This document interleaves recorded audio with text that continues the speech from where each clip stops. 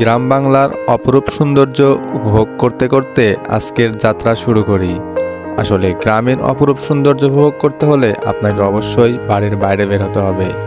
আমরা আমাদের যাত্রাপথেই দেখতে পাই ব্রিটিশদের নির্মিত রেল সেতু। আসলে গ্রামীণ সৌন্দর্য উপভোগ করতে হলে আপনাকে দূরে কোথাও নয়, আপনি আপনার আশেপাশের জীববৈচিত্র্যের দিকে লক্ষ্য করুন। লক্ষ্য করলেই বুঝতে পারবেন গ্রাম বাংলার প্রাকৃতিক সৌন্দর্যের এক অপর নীলাভূমি, যেখানে রয়েছে আপনি আপনার মনের শান্তিতে প্রাকৃতিক নিঃশ্বাস গ্রহণ করতে পারবেন। গন্তব্যস্থলে হাটের দিন থাকায় রাস্তায় অনেক আগে থেকে জ্যাম পড়েছে।